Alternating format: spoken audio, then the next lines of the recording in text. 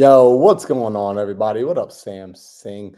How you guys feeling today? Welcome back to episode 5 of the Think Big podcast. It is, dang, it's crazy, 85 episodes deep. We have been consistent. We have been showing up. Y'all have been showing up, and this is fun. I gotta say, we appreciate you guys still showing up here today, even though we did not get a pre-scheduled link out. Alejandro normally handles that. He's out of the country today, so he won't be able to jump on, or I'll be surprised if he's able to jump on today. He's in a location where there is no Wi-Fi. So this is actually the first episode where we won't be having Alejandro on. That's a first. Alejandro is one of the most consistent human beings I know. So this is going to be pretty interesting without him. But we're going to be jumping into a few things. I'm going to be talking this afternoon about building better habits because right now we're doing a relentless results 30-day habit building challenge. And we're day 12 into that challenge. I've been noticing some things within the community. I've been seeing a lot of people participate. We had over 158 people sign up for the challenge. And as always, the cream rises to the top. There's been some people who have been more consistent than others. And I've just been taking note as I'm going through the challenge myself as both a participant and also the person running the community. So I'm going to be talking about that here today. And we're going to be sharing some of the big insights I've been having and how it's been applying into my life, my business, and my personal development, and how I've been watching it apply into other people's lives and the results people are getting in here. But before I jump into that, just want to say what's up to my homie Sam and say, how you feeling, bro? I feel terrible. I am, dude. I feel horrible, but it's okay. I just got back from Puerto Rico 48 hours ago, and I've had like a delayed kind of just not a reaction, but I would say a delayed like fatigue from it because I spent 28 hours traveling. And I actually spent 24 hours in Puerto Rico. I spent 28 hours traveling, and that was different. Coming back from that, it was a little bit difficult to get back into the mix of things. And today's just been like a really heavy day on top of it in terms of work. So, dude, today's like straight up crappy day, crappy energy, feel lethargic, kind of just want to like eat a side of fries and just like go to sleep for 10 hours. But we still do the damn thing. And that's all that matters. But so, dude, we're here. We're here. And I'm better now that I get to hang out with my best friend on a call. That's the best part of the day for me. Dude, I love that. And what's funny is, I actually had this exactly what you're going through right now is what I went through yesterday. I got back in, I flew in from Virginia yesterday, spent about 12 hours flying. I thought I lifted the curse of Samsung, and apparently it didn't happen because my flight boarded on time, and you'll love this. Only had no straight flights, no zero stops. There's one connection. The one connecting flight, I get on the plane, I'm there on time, we're getting ready to leave. And as the plane's taking off, the plane is just moving a little weird, and you can tell something's off. Turns out one of the engines would not turn on. Now, I'm glad they found this issue out on the floor and not in the air, but obviously this meant we had to be taxied back to the mechanics and spend an extra hour and a half on the floor because once the doors close, they do not open.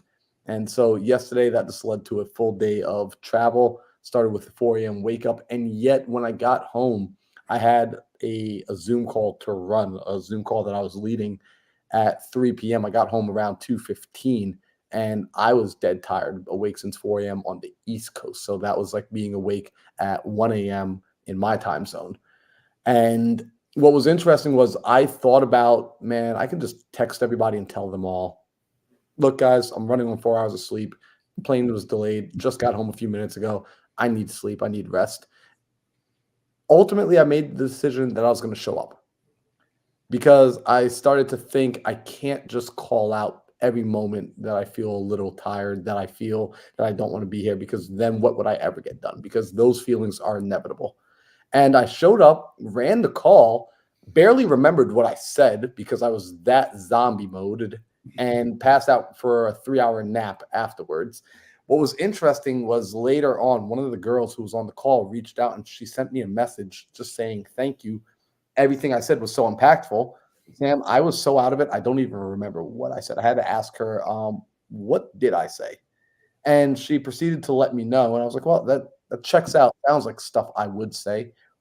And it showed me that showing up isn't just about me, it's about other people. Me being here right now isn't just about Sam checking another box in his consistency, but it's about the people who tune in, who watch this, who show up live, who watch the recordings afterwards. So, Sam, appreciate you for being here, bro. Dude, I appreciate you, man, and you're absolutely right. You know, I'm gonna hit on this from a business standpoint because you guys know me. I like everything for me kind of always comes back to business in some way, some shape or form. Um, a critical thing that I'm learning in leadership is that in leadership, no matter what, if you say you're going to do something, you have to do it. Because if you don't, your team listens to you, your people pay attention to you, and it breaks culture. If people start understanding that you are not going to follow through with what you say you're going to do. And that's something difficult, right? Because as a visionary, guys, what do visionaries do? We promise a lot of shit. We love saying stuff because saying stuff sounds good in the moment. Problem is, saying stuff can be really difficult when it comes time to actually produce. And so Marlon and I have chatted about this along for quite a few times, that I'm at a point in my life where I'm being very discerning with the things that I promise. I don't make many promises anymore at all. And the ones that I do, I treat them like they are like absolute gospel. Like the things done, time just hasn't caught up yet. So 100%, it's an important thing from a leadership standpoint in your businesses, in your communities. And like Marlon, I want to hit that one step further, because for you, it's not even a business thing. It's for you in a community, and communities are all culture, right? And then if you're going to be a community leader, which Marlon is, what precedence does it set? And I think that's the big thing. Is I'm a firm believer that when certain shortcuts are made, precedences are set, and then you basically green light to the world that this is okay, right? And so no matter what, always show up. And like, dude, I mean, I love that, this is the topic today, because the topic today is building better habits, right? Yep. And so Marlon, let's lead us in, dude. Lead us in a little bit. What does that mean? Yeah. Because we're on this topic right now without even like realizing it. No, it's funny, man, but this is just the life we live, and this is what's cool about this podcast is we get to talk about the things we're doing. So right now, Caroline and I, we were running this challenge. We call it the Relentless Results. It's a 30-day challenge. It's something that we opened up to people, entrepreneurs, business owners for free as a way of just helping them to build better habits, because so often people are searching for the how, and they're buying courses, they're reading books, they're getting all the information, but they're not implementing. So they want to do better, but they're not actually doing the action part. They're not doing the do. And what I've come to realize is many people have not learned how to do, like what you said with leadership, committing to the words that come out of their mouth. And so I recognize it as a muscle. I've done a lot of study in the world of personal development, and I've realized getting a person to commit to their words is simply just a muscle that needs to be exercised. And if you haven't exercised it in a long time, what might be happening is you're attempting to build a business, you're attempting to lead other people, but the muscle is too weak to carry the load. Very much like a person might understand the proper form for squatting, but they're trying to go into the gym and load 500 pounds on their back, and they haven't handled 135 pounds yet. And so what I'm doing is I'm helping people to increase the workload that they can put behind the promises they make, increase the follow through on the things they say they're going to do by developing better habits. And there's a handful of habits that I'm using as staple habits, that these are must have habits. If you are going to be successful, these are what I like to call golden thread habits. If you look at all of the successful people, there's a handful of habits, regardless of industry, regardless of how much money they earn, regardless of what they do, that they all have in common, that the Oprah Winfreys and the Elon Musk and the Patrick Bet-Davids and the Pace Morbys and the Tony Robbins of the world all have in common. I like to take a handful of those and say, hey, these are mandatory. However, we're also going to leave space for you to work on your own habits. And so I've been running this fun challenge, Sam. Marlon, really quick, because I want to hit on something. I've never heard this before, and you said something, and I love this because this is how ethereal Marlon is. He'll say something, not realize that he just said something magical and just like go past it. What is a golden thread? That sounds so like that is I've never heard that phrase before. What is a golden thread habit? Yeah, golden thread. So, and I don't know if this is the actual term. This is just a term I use because my brain sees this as a picture where I picture a golden thread as this magical, literally, like I, in my mind, every time I say the word golden thread, I see like this needle with a golden line attached to the back of it. And the needle is flying through and it's connecting and piercing through all these different types of people and different types of individual, and the golden thread becomes the thing that unites them all together. So although they are in different places, although they are seemingly different, this golden thread is the connecting piece behind them. And if you look at the details of the golden thread, you'll see it's the common things that they all do. And so, for example, a golden thread habit that I recognize among every highly successful, high producing individual is the habit of prioritizing, the habit of being able to look at all the things that need to be done and simply separate what is important and what is unimportant. Probably one of my favorite things about you is your ability to look at all the tasks and all the fires and all the information that's being thrown at you and discern, hey, this is worth paying attention to and this is worth completely ignoring. And the most successful people do this at the highest level. People who are unsuccessful, they're very busy. They have long to-do list, and they might even get through a lot of their to-do list, but there's no discernment between which tasks are important and which tasks are unimportant. Therefore, they lack the capacity to prioritize. And it's simply that they haven't built it as a habit.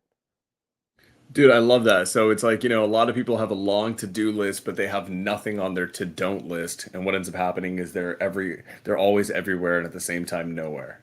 And wow, it's so good. In my brain, I always viewed it as pattern recognition, right? Look at the best of the best and see what they're all really good at.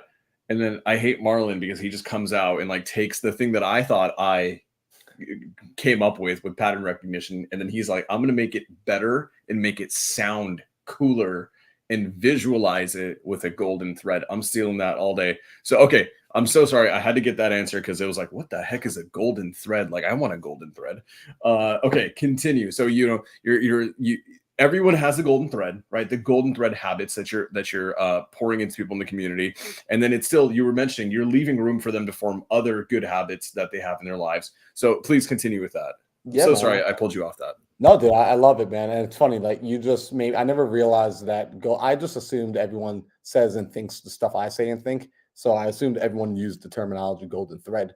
And everyone had that same image of like a little flying needle going through their mind. So that's kind of fun that I get to get a new perspective there. And within this challenge, I have them working on a few keystone habits, right? One of which is prioritizing. Actually, the thing that I make everybody do is you have to plan your day. And when I say plan your day, I'm not talking about your to-do list again. I'm talking about identifying based on your 90-day target, your 90-day goal, what are the 3 most important activities that need to be done the next day or that day. And a very simple question I give people to help them with this thinking is, if you could only do 3 things today, Sam, what would be the 3 things you did? Right? If you only accomplished 3 things and you only got to do 3 things, what would you like those 3 things to be that will move you closer, right? And I'm giving a frame that would move you closer to your 90-day target. So it's not just 3 anythings, because then we would say, well, I want to sit down and watch Netflix. I want to order a steak dinner to my house, and I want to get a back massage, because those are 3 things I would love to do. But those don't necessarily move me closer to the 90-day goal. And this framing has been helping people even in the beginning when they might choose 3 items that aren't necessarily the most important, the highest leverage. It begins to work that muscle and exercise that thought process, and it begins them searching for the highest leverage activities. And they're able to reflect, because one of the next habits I have, habit number 6, is journaling. So I give them a prompt which allows them simply to reflect on the end of the day. How did those decisions play out? Because people often hear like that whole practice makes perfect. Well, not necessarily, because you could be practicing the wrong thing over and over and over. And you've seen this. You and I both seen this. One of the things you do with a lot of entrepreneurs, because they've started their business at the exact same time as you. In fact, 2 or 3 weeks ago, we had Joel come on and he started his business around the same time as you, but you guys are in totally different places because you constantly refined, you constantly reflected on what was working, what wasn't working. You threw away what was unimportant and you kept the stuff that worked. And so that's a part of the habit of now being able to see and be critical, have self awareness about how you need to continue moving forward. So we're not just repeating the same thing that's not working. We're going to be consistent, but also consistently refining. And this isn't a paradox. It's an including of what you're doing. It's including better behaviors, better habits. So what's been fun there is, like I said, we have the prioritizing, we have the looking back and reflecting. Something interesting that I started including in this, and I'm going to tell you how this has been playing out inside the room, inside the community with the challenge, is I call it hands in the dirt. So one of their tasks every day, task number, I believe it's task number 5, is they have to spend an hour with their hands in the dirt. Now, this is not like a grounding thing. It's not about getting outside and like physically getting your hands in the dirt and grounding. Although that's cool. I know people that like go barefoot every day and they say it's freaking awesome, but that's not what I'm talking about. I got this from listening to a gentleman by the name of Gary Vaynerchuk. If people don't know who Gary V is, I just think maybe you haven't been on the internet ever, because Gary V is like the oracle of the internet. That dude has been spot on with predicting social media trends and pop culture trends since the early 2000s. And Gary Vee wrote a book that spoke about this concept of having your head in the clouds and your hands and feet in the dirt. And what he meant by that was he would say it's okay to be a dreamer, because dreamers are the ones who change the world. Visionaries, innovators, disruptors, they've got to see the world not as it is, but as it could be. And a lot of people have this capacity to leverage their imagination and use their imagination to see possibility. However, that's typically where 95% of the population stops, is just seeing the world for what it could be, not ever actually doing anything about it, never actually getting to the place of action consistently enough to build it. And so this hands in the dirt metaphor is now, although your head is in the skies, you need to be working. You need to put the inputs in. As Alex Hormozy would say, outwork your self-doubt, build a stack of resume of undeniable evidence that you are who you say you are. And so I make people recognize this fact, because in the personal development space, there's this, I'm going to say, I don't want to call it a myth, but there's this common belief that if I simply just work on my fitness, get into the ice plunge in the morning, say my affirmations, read my book, say I love you in the mirror while smiling at myself, all of these kinds of things, which are awesome. I'm all for it. I do some of those things every day, no doubt. But that alone will not make you money. In fact, I had a call about this earlier today, and I told my community, I said, guys, I want to remind you that all the habits of reading books each day, to following your diet, to getting to sleep on time, those things are amazing for you. However, they will not make you money by themselves. This is why we have the hands in the dirt. This is why I make them clearly state and clearly identify, this is my inputs that I need to do that are moving me closer to my goal, that are moving me closer to my dream. And although it might not build the entire empire at the end of 30 days or at the end of 90 days, you're stacking bricks and you're moving in the right direction. You are directionally correct. And that's what I want to help people be. I want to help them be directionally correct and begin taking action on that direction. And so that's been what's been happening inside the community. And what's been really cool about this, Sam, is I keep referring to it as a community and not just a challenge, because one of the final things that they have to do each day is they have to go and engage in the community and encourage each other. They've got to hold each other accountable. I did not realize how many people lack accountability partners. They lack a tribe to do life with, to do business with, to go after goals. Like you and I, we've got the 1% mastermind. You and I, like, we've got each other, if nothing else, right? And we have people in our lives that help us move forward and help us continue to stay directionally correct and stay in the game, stay in the fire longer. In fact, we have people to play with that make the game enjoyable. a lot of people are trying to build their life alone. And I think you would admit it doesn't typically work. Like, have you actually? I'm curious because you know a lot of interesting people. Have you met anybody yet? And maybe there are people. I think there probably are. I just don't know them. So I am genuinely curious. Have you met anybody who has created success in a vacuum without the assistance or the influence or the camaraderie of others? So the truth is, there are industries where it is very possible. It's very possible in the e-commerce space and the coding space. Now, those industries, I will say this, are the loneliest industries on earth. Why? Because the business is not a people business. Coding is not a people business. E-commerce is not a people business. There's no human interaction, right? So I met some people who've crushed it, make tons of money, make more money than me with it? Absolutely. You know what I've also noticed? They are detrimental in their mental health. They are the loneliest people who, in my opinion, from what I've seen, honestly, like I've seen them go from 0 to 100 really fast. But the reality is this: 100 to 1,000 is going to be so insanely, exponentially more difficult for them because they don't have the support of a community that they need. So while it exists, I see it almost as a short-term win at a long-term loss sometimes. They're out there, but oh my God, I see those people, and sometimes they'll join masterminds, right? They'll join mentorships, they'll join a community, and oh my God, they soar after that, right? Because what ends up happening is with a community level of support, and I think you can attest to this. Um, I'm a huge advocate of disappearing from the world when you need to and just working, right? I'm big on that. It's what works for me. But Marlon, you know this because you're my best friend. I can sometimes go too deep into that, and I need my best friends to pull me out and remind me to enjoy my freaking life. Otherwise, I'm going to like just go obscenely unhealthy with my mental health.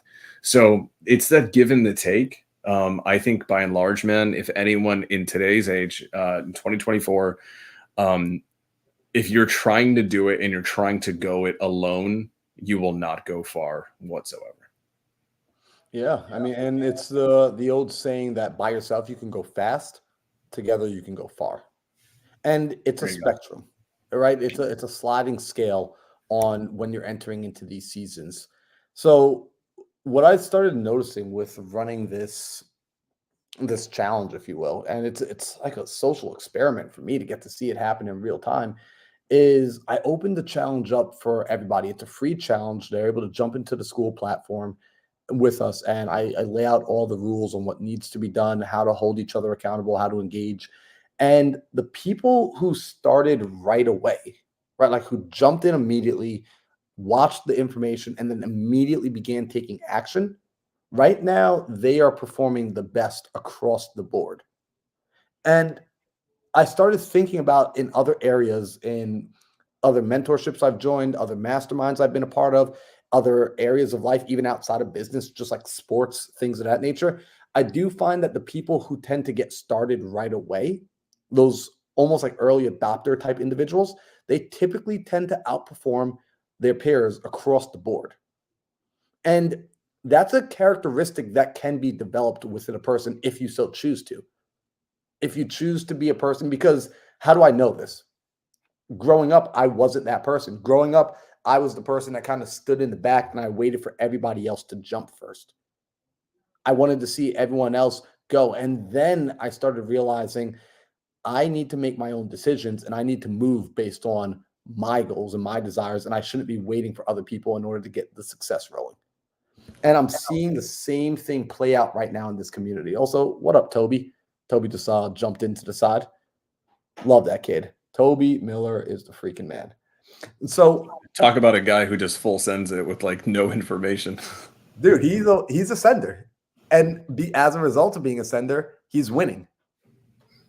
See, so this is something that I started to notice that as people are wanting to develop better habits, be okay with not knowing exactly how it's going to play out right away. Be okay with being the first one through the door, and maybe you're going to get your face punched in a little bit, but recognize that you are going to develop thicker skin. You're going to get better at everything you're doing. So I started seeing this inside there, and I started to notice that the people who were taking the time to encourage other people and engage with other people started to get more of their own work done. This was like an interesting thing for me to say. I'm like, for example, I've got one person inside there, Hunter. She's working on just getting herself physically in better shape. And so she starts going into the school channel and she's starting to engage with everyone else. And she's saying, yo, good job, Debbie. I see you showing up. Good job, John. Great workout. You crushed it. And good job, Alex. Like, I know you didn't want to show up to the gym and you showed up to the gym. Well, guess who's been showing up to the gym regularly? Hunter. Now, some people might be like, well, what's the big deal? Well, talk to Hunter and ask her. She was struggling to show up consistently for herself and work on her physical. She was struggling to show up to the gym every day. But now, because she's encouraging other people to do this particular behavior, she's having an internal pressure. She's feeling pressure internally to live up to that and be that person. This is one of the coolest things about when you start engaging with a community and starting to open your mouth, because I've felt this before. Sam, I'm almost positive you have felt this as well, that when you started making more public proclamations, when you started going out and speaking with people, you started to build this internal pressure to continue to be the person that you were presenting to the world. That when you were encouraging other people to perform a certain behavior, to like as a business owner, it's forcing you to be a better business owner. It's forcing you to be a better leader because you want to be able to stay in alignment now with yourself and not have to worry about, am I pretending to be or am I being? Dude. Oh my God. So okay, one real quick. I think you say Hunter. You mean Hunter Wilson Pena? No, no, no, no. Although fun, actually, it might be Hunter Wilson. Let me see what Hunter's last name is. Well, either way, I mean, if it is Hunter Wilson Pena, just adore that human being. But Marlon, I want to go back on something that you mentioned, and this is Marlon being ethereal and a magic man.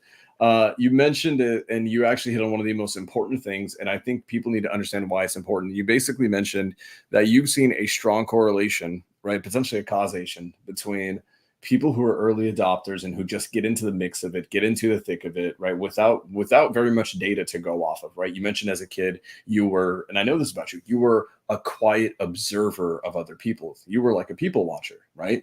And what do observers do? They gather data and then they make decisions based on the data. And in your community, you're already finding out that the people who are thriving the most are the people who literally just do the actions without the data. Why is that critical? And why are they the ones who are, and like, I actually, this is a revelation that I had over the last 2 years that I think helped me a lot grow in business. And like, I'm glad that we're talking about this because there's elements in my life where I need to like stop gathering data and just execute and be okay with it, being screwed up. Why do you think that it is that early adopters thrive more, succeed more, even though they're potentially taking a bigger risk doing it?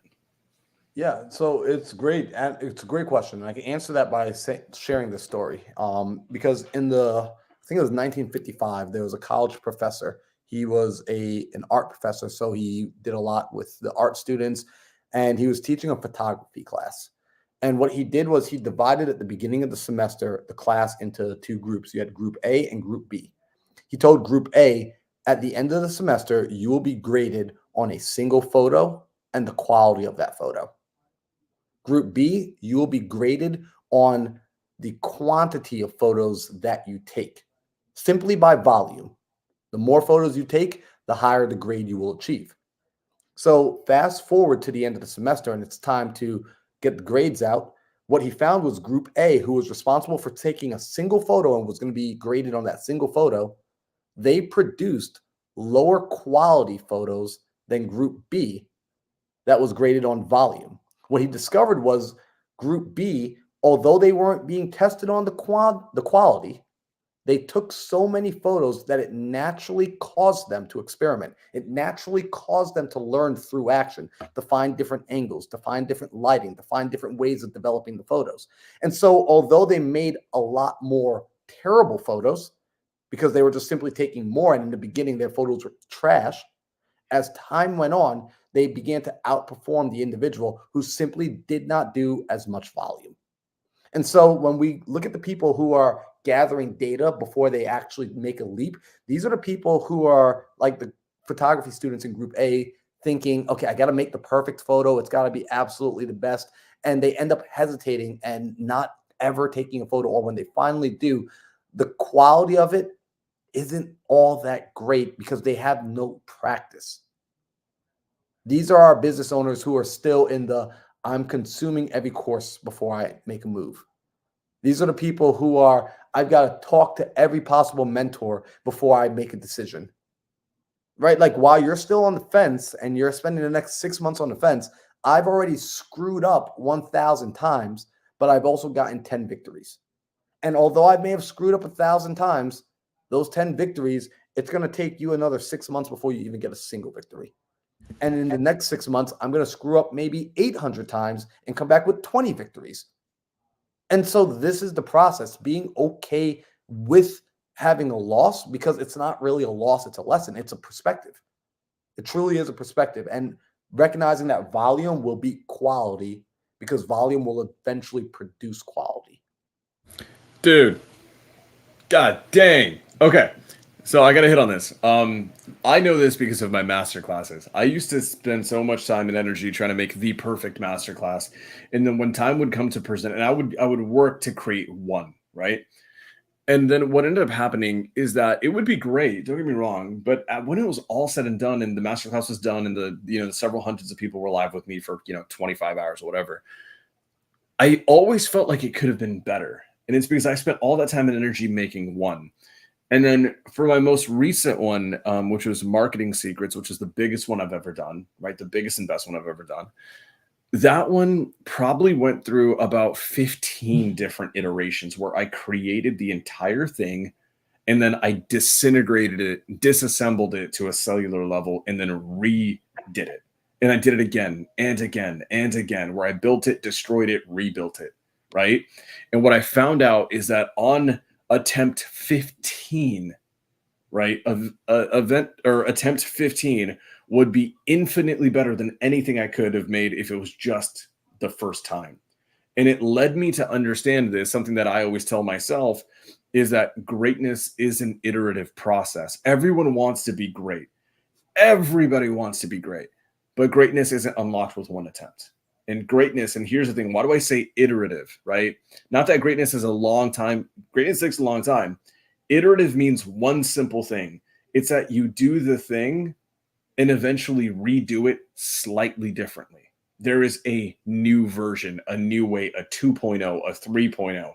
A lot of people think I'm going to have one form and then perfect the form. It's actually not that way at all. It's one form and then a form 1.1 where it's a micro difference and then another micro difference.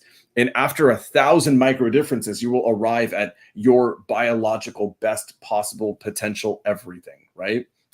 And so greatness is absolutely an iterative process, and you hit it, dude. I think for the people who are like me and tactically minded, and we want to understand, I think this is the issue. With people who are tactically minded, like me, like you, generally especially when you were younger, I would say now you're a complete full sender, mostly a full sender, I would say at least, is that tactical people think this. They think I'm going to have a better chance of success if I wait and watch everyone else do it first. And after seeing 50 people go and do it, then I will have enough data to know how to do it perfectly the first time. And that sounds tactical. That's like tactically rational theory. Now, a person who has wisdom will tell you that that's actually the farthest thing from the truth, because their data will not be your data, because they're different. They're different people with different personalities, with different tolerances, resources, everything. They're different human beings. So naturally, even if they're doing the exact same task as you, you cannot guarantee the exact same outcome. You cannot guarantee the exact same everything. The reality is, Toby Miller, who's one of our closest friends, is a professional snowboarder and amazing. I mean, like, dude, we've seen him. He is magical. And I actually don't want to take anything away. When I say magical, people think like it's like uniquely gifted, and he is. But the amount of work that he's put in is obscene for the last decade plus. And the reality, when you look at guys like Toby, I could spend the exact same time that Toby's done, right? Putting in all the reps that he's put in. Naturally, we will still come to different results. He'll probably still be way more talented and good at snowboarding than I could ever be, because we're different human beings. So tactically, people think I'm going to wait for other people to go and do the thing, and I'm going to wait and see what their outcomes are and assume that their outcome is the outcome. The reality is their outcome is going to be different than yours because you're a different human being. And the answer to getting started sooner and being a full send sooner is you don't need to get 50 pieces of other people's data. You need to get 5 pieces of your own. And the 5 pieces of your own are going to be worth more than even 1,000 pieces of someone else's data. Dude. So, Marlon, I'm sorry, back at it. Well, no, don't be sorry because it's so spot on. In fact, I got to make sure I write this down so I don't forget something, which is I'm going to talk about a piece of advice I gave last night about how to. I want a tactical exercise for everyone to do tonight when it comes to social media that will, I think, benefit them immensely. And then also just, let's talk on that point first because I'll come back to the second point. What you just mentioned, how it's about gathering your own data. And this is what I've been watching people do with this challenge with the building of the habits is they're building up their own data bank. They're building up their own reference points and their own resume for themselves to be able to look at their own case history and study their own case history about what will happen. And so what stops most people from doing this is the worry about making a mistake. Right, like our analyticals are way concerned about, I don't want to make the wrong choice, so they make no choice. And by the way, no choice is a choice, and typically, most of the time, it is the wrong choice because you're not choosing to not make a decision. You're procrastinating, right? Like you've developed the habit of procrastinating. But let's get over that, and let's say you are ready to take action. Oftentimes, people are saying, "Well, I can't take action because my action is irrelevant in comparison to somebody like Sam." In comparison to somebody like Toby, in comparison to, and we've heard this before, comparison is the thief of all joy. And again, I'm somebody that I will look for evidence and I will look for tactics that have worked in the past so I can duplicate, I can rip off and duplicate. And so when I've studied successful people and I've gone to their social medias to even just try to understand how they think and how they live life, how often do you see somebody that's famous like a Jay-Z that is having 500 million followers on social media, but is only following 10 people? A Beyonce who only follows 2 people, a Kardashian who only follows 400 people. I used to think that is so egotistical, that these people are so self-centered that they want this ratio. And then I came to discover what they were in fact doing is they were clearing their environment so that they only see what's relevant to them, and it allows them to focus on their own life. It allows them to focus on their own journey and really run their own race. And that's what it comes back to. And this is something, and I'll be honest with everyone, like I've struggled with this. I think every human does struggle with this. And learning how to focus on yourself allows you to enjoy progress again. Because ultimately, progress is progress. And the feeling of progressing, in fact, I believe brings happiness. I feel happiness is a direct result to your ability to progress and to notice your own progression. Because there are people who progress, but because they're so focused on what others are doing, they don't enjoy their own progression. And Tony Robbins, I heard him say this years ago, that the biggest failure is success without satisfaction. It's hitting your goals and not being satisfied. Your goals being meaningless to you. Making all the money, building the business, but feeling empty on the inside. And what causes a person to get there is when they're running somebody else's race and not running their own. It's bringing the attention back. And like, Sam, this is what I love about you. When you go into the cave, I mean, the last couple of months, bro, I feel like I haven't seen you happier than the last couple of months because you've been just focused on building your business, building your people, building your leadership team, pouring into the people that matter to you and working on the goals that matter to you. And it's been insane to watch. I mean, every time we get on a phone call, I can hear the excitement in your voice. And that's freaking awesome. And that's as a direct result, in my opinion, from the outside looking in, of you running your own race. So a practical exercise I would love for people to do, and I want to hear some feedback from you, Sam. A practical exercise is I want y'all to go on your social media, if you're on Instagram or TikTok, whatever social media you find yourself doom scrolling on regularly, because I know you all do it, right, Susan? It's okay. I do it on occasion as well. Not as much, but whatever social media you find yourself doom scrolling on, tonight I want you to go and actively unfollow at least 20 people. 20 people that are not serving you. 20 people that when you see their stuff, it doesn't make you feel good takes you off of running your own race. It makes you focus on them and you start comparing in a negative way. If they are not directly positively benefiting your mind and your perspective and helping you continue to stay in your race, unfollow them, please. Marlon, real quick. When Susan goes and does that tonight, because Susan's an amazing human being and Susan cares about people, Susan may feel bad because Susan's going to go through her following and then look at Deborah and Mary and John, who are amazing people, and she loves them, but all they do is post photos of their cat. And they're not helping Susan along with her life, and Susan feels guilty about what are they going to think. What's your answer to that? Susan, I have been right there with you, and it feels like a tough band-aid to rip off. Here's what I want to remind you. When you unfollow a person, you're not saying to them, I'm not your friend. You're not saying to them, I don't love you.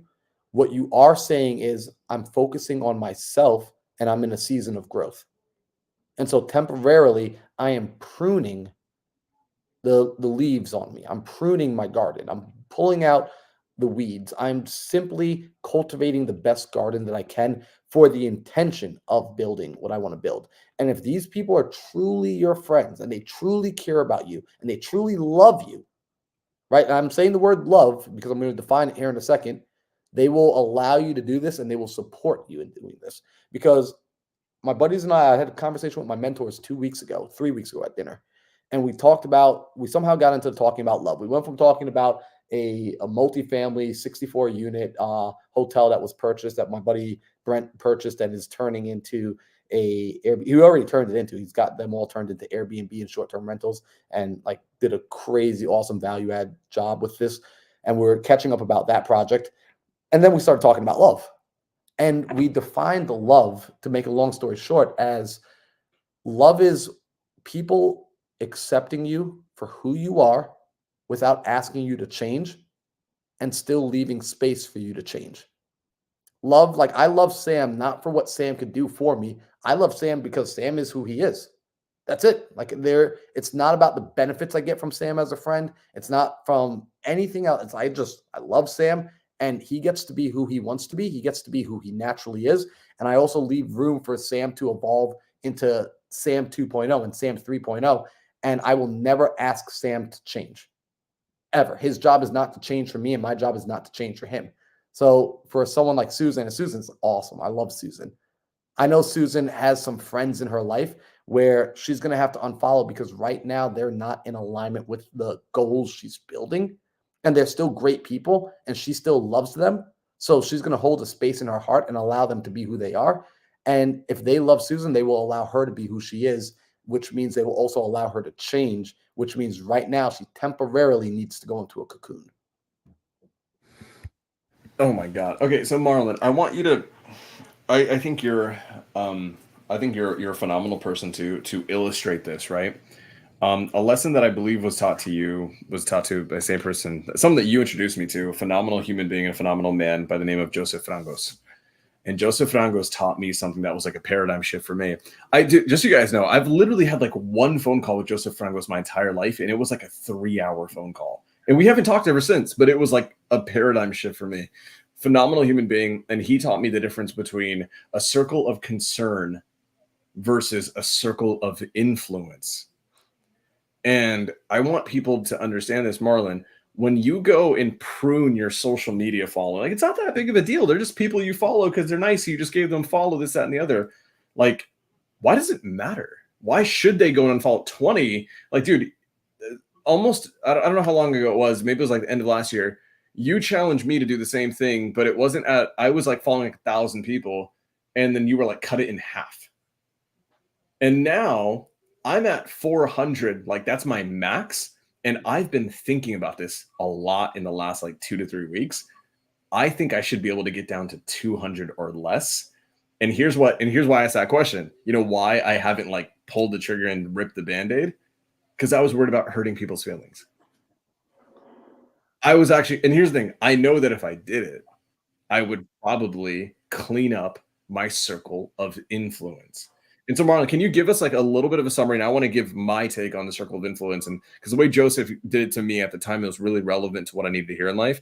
Can you give them a basic overview of a circle of concern versus a circle of influence? Because we all have both, we just don't know it. Yeah, absolutely. And circle. And by the way, congrats on like getting down the low number because I recently I used to be following about like 2,000 people, and I got it down to about 1,000, and then like recently I just got under 900, and I'm very actively working at pruning and getting down below 500. And I want to let everyone know, although I can tell you all this logically, like I still go through the same human emotions. I don't want to hurt people's feelings, and so it's we're slowly pruning bit by bit. We're slowly pulling back and peeling back. So circle of influence and your circle of concern. These are interesting things. I'm going to start with the circle of concern because it's the more external of the circles. And when you're talking about your circle of concern, these are people in your life that are more of acquaintance. You're aware of these people. They're out there, and you may be concerned with how they think about you, how they view you, because these are people that you're going to work with, potentially JV with, people that are going to carry your reputation and speak your name. And so there's going to be a form of interacting with them. However, as far as importance and prioritization, they aren't as relevant in your world as your circle of influence. Because your circle of influence, for me, right, like I have people like Sam Singh in my circle of influence, which means these are people who I have specifically given the power to influence my thinking and to influence my behaviors. That if Sam were to say something to me, it is allowed to penetrate through my guard and ultimately change the way I look at the world. I don't give that power to my circle of concern. I don't give that power to, no offense, when I meet people randomly at meetups, when I talk to people and I engage with them at an arm's length, when I talk to you, even if I'm DMing you directly in my inbox and it's a one-on-one conversation, I'm not giving you the ability to sway my thinking, to sway my behavior. Only I have that power. However, the people in my influence, my circle of influence, I also give them that capacity to, let's say, press my buttons. And this is interesting because I recognize that by nature, by being a human, I am naturally imperfect. I'm going to have mistakes. I'm going to have blind spots. And so when I give this power to my circle of influence, and by the way, this is actually a very conscious, direct conversation I have with people, I let them know, hey, Sam, I'm giving you the ability to come to me and call me out on my BS. And listen, Sam, if I ever do something and I start power tripping and I start acting different, and I'm acting out of alignment with the things I say that I want from me, please call me out on it. And Sam, even if I get upset with you in the moment, even if I yell back at you and I disagree with you in the moment, I promise you this, I've already given you permission to say what you need to say to me.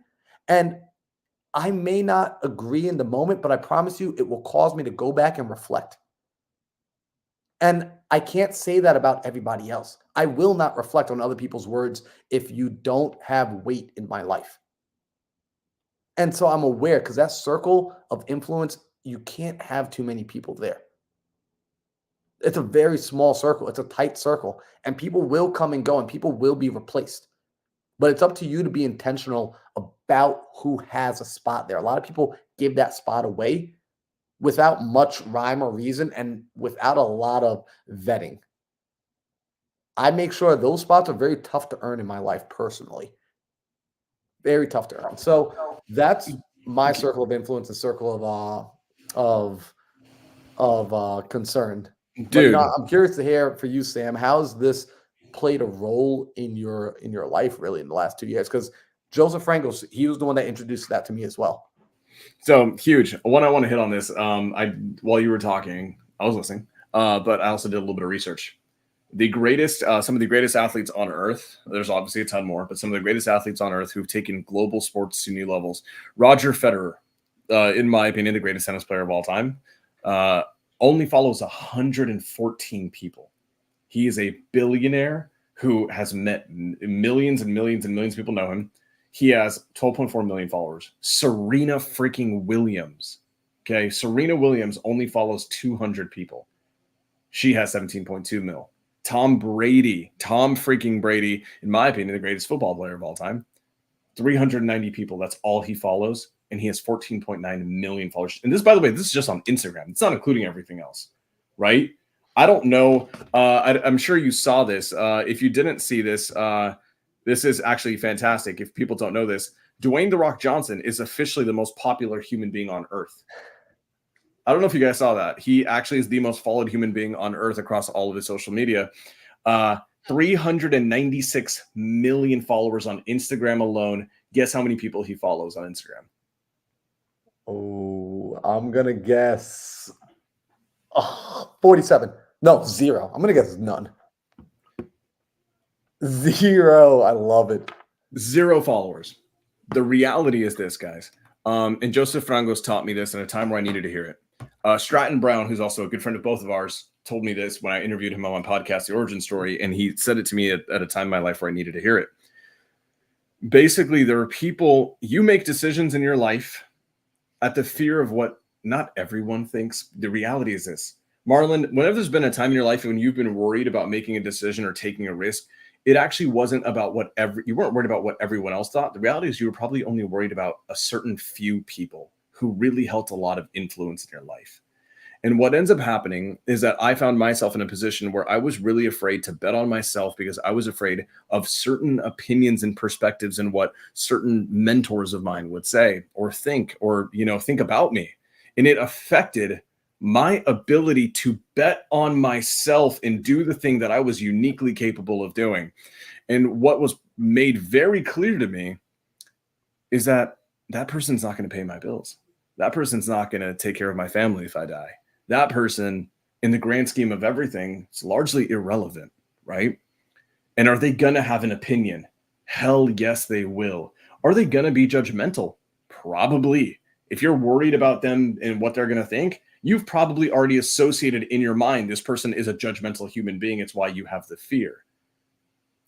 Don't let it stop you from achieving things you are uniquely qualified to do. And I had to work through it. And this is what's the kicker, man. A lot of us are stopping and not allowing ourselves to bet on ourselves in massive, massive ways, to take the risk, to do the damn thing, because we are afraid of the thoughts, judgment, prejudice, reprisal from certain individuals. They have all of this power over us in the circle of influence. And you know what's absolutely fucked up, Marlon? We never actually gave them permission to be there because we didn't audit the circle to begin with. And what ends up happening is if you don't realize you have a circle of influence and a circle of concern, guess what? You have both, and you didn't even give people the permission to be there. They waltz into that circle without you knowing it, and they're there now. What has to happen now is you all need to go through, and I literally did this. Joseph Frangos told me to do this, and I did this. I went to my whiteboard, and I drew 2 big-ass circles. And then I was honest with myself, and here's what was the kicker, man. When I went through my circle of influence and I had to own up to the fact that these people held influence over me and effectively held some level of power over me, I didn't like it. I didn't like admitting it because it made me feel like, oh my God, this person has power over me. It's a little bit embarrassing, shameful, whatever it is. And then what I was able to do is after I did it, I listed all the names in both circles, and then I didn't touch the circles. I just let it sit on my whiteboard for like 2 to 3 days. It allowed me to process things and not make an emotional decision. And over the course of 2 to 3 days, I'd come down to my living room, see the whiteboard, see all their names, especially the people in circle of influence.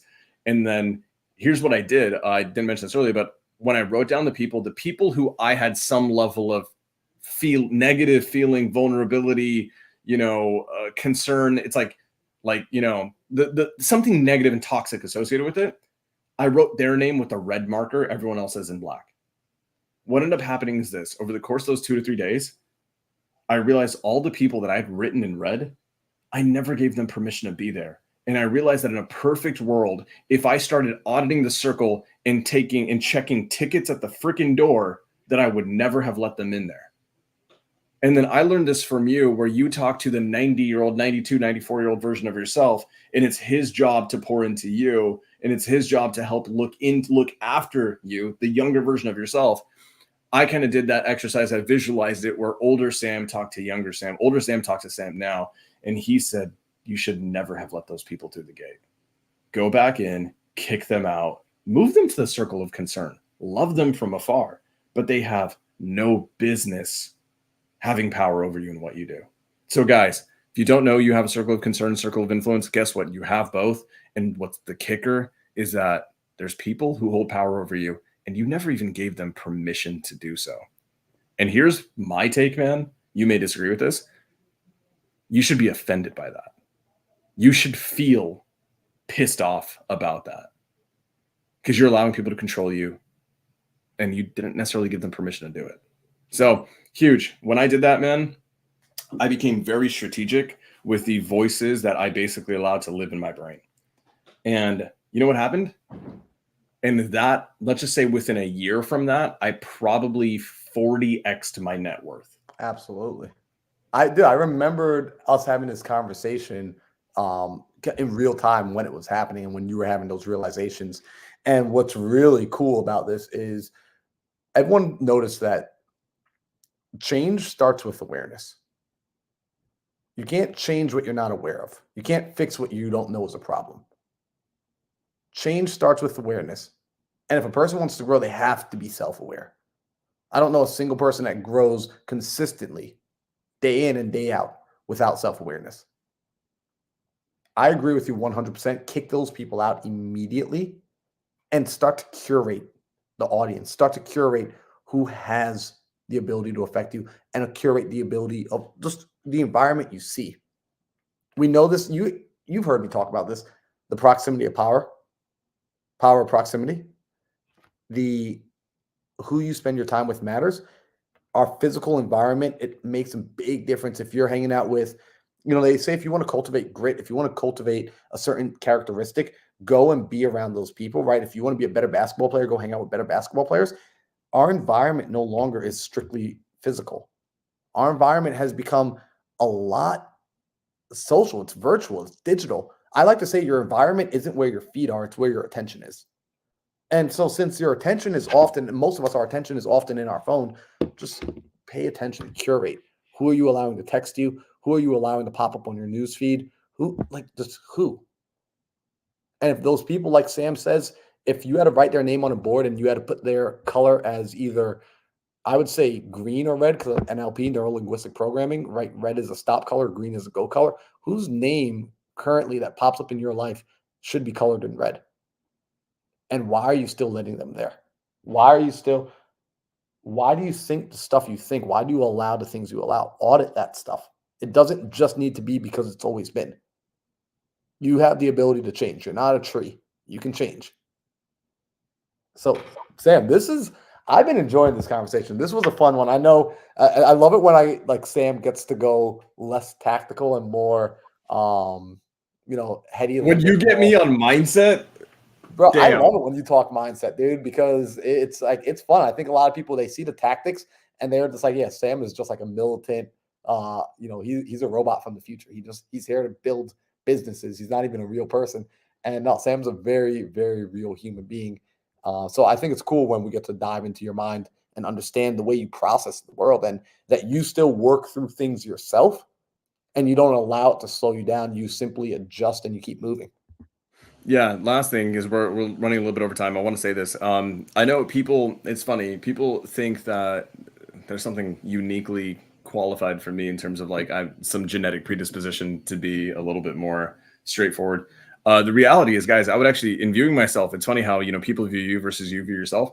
I actually think I'm an extremely emotional human being. But what's happened is over time, I've just been so relentless with auditing and keeping in check my own emotional reactivity. And guys, just so you guys know, there's literally only 2 people on this earth over the last 3 years I've ever gone to with any level of I need help with my mindset. I need help with my emotions. I need help with my level of reactivity. So when you guys see Sam's able to crush business and scale business because he's so tactical and this, that, and the other, the only reason I can live in tactics and I can live in business is because I was able to check the emotions at the gate. And the only reason I was able to check the emotions at the gate is because I only have 2 people that I ever listen to when it comes down to that stuff. And Marlon's actually one of them. So those conversations that we had, Marlon and I had a conversation. I remember it was a phone call where you didn't say a word for 2 hours. And it was me pacing through my house, going through a massive revelation on my own emotions, my own mental health, all these things. And by the end of it, I swear to God, you said 12 words in 2 hours. And by the end of it, I was like, you just helped me get through all of this. Oh my God. And then I ended up crushing business after that. So guys, absolutely, Zane. Zane trimmed his following from 94 to 74. That's huge, bro. Oh my God. I'm trying to get down to 200. This dude's underneath 75 now. Wow. Guys, I kid you not. We've done a lot of episodes on tactics. You guys know me. I love strategy. I'm telling you right now. I would say the last 20 minutes, especially of this segment, has been probably one of the most important segments we've ever done. I know this because it's actually had the biggest impact on my life in the last 3 years. So huge. Marlon, you gave a stupid amount of value today. Oh my God. Like, I'm feeling fired up. That shit should not be free. What do they got to do to earn it? Because I think they should do something. And most importantly, dude, I think people should get plugged in to what it is that you're doing, what you're doing with your community, because straight up, I don't even want to be subtle about it. Guys, all things that we talked about, Marlon's community is living and conquering together as a tribe. That's freaking special. So Marlon, what do they got to do to get in there? Yeah, man. First of all, thank you, Sam, for being here as always. And people that want to join into the community, it is a free challenge. And I would say it's free to this regard. It's not going to cost you anything to get in, but it will cost you action to stay in. I'm actively pruning the community of people who are just looking to be flies on the wall. But if you guys want to be inside there and you're ready to take action, do this. Just go to my Instagram and just click. There's one link in my bio. I don't have a million links in there. Literally just click on that link right there in my bio, and that will take you into the school program for free. You'll be able to do some dope things with the community. And that's it. Now, if you got value from today's episode, by the way, the Instagram is Mindset Marlon. Everything I do is Mindset Marlon. The video today, this episode, this podcast, if you got value, here's what I need you to do. I need help growing this channel. I need help growing Sam's channel because Sam is dropping more and more value every day. He's actively going to be building out his social media in the coming year, and I want people to get early access to that. Alejandro is going to be building out his social media, and I need your help to help grow their profiles and to grow their YouTubes. And the way that you help is by sharing this with a friend, sharing this episode, and not in a bland, I kind of blast people with random stuff, but actually taking the time to think, you know what, Susan's sitting there thinking, you know what, Tiffany needs to see this, right? Because in this episode, they spoke about the power of the circle of influence and the circle of concern. I know Tiffany's been talking to me that she's been having issues with the people in her life not supporting her. She should watch this episode. So I would share this episode. I would actually copy the link, copy the URL, and I would text it to Tiffany and say, Tiffany, you need to watch this because remember how you were talking about this issue? They addressed it in this episode. Be intentional about bringing value to other people because guess what? Tiffany's not going to thank me and Sam for giving her insight. She's going to thank you, Susan, and say, thank you for sending that video to me. When you send something of value to somebody else, they're going to thank you for creating the association, for opening up that doorway to them. So selfishly, I want you to help yourself. And this, right, like this is what I love, these win-win-win scenarios. By you helping yourself and you helping your friend, it also allows me to help myself, which is I get to grow my friends. I get to watch Sam's Instagram blow up. I get to watch Sam's YouTube channel blow up. I get to watch Alejandro's YouTube blow up. So that is the cost of admission for today's episode, to share this intentionally with somebody who you believe they can benefit from it and let them know why you thought about sending it to them versus anybody else. And if you want to send it to multiple people, do that, but let each person know why you sent this to them and what you want them to get out of it. So on that note, we will be back next Tuesday. I should be back in town. Yep, I'll be in town next Tuesday for another episode of the Think Big podcast, episode 86. But until then, we appreciate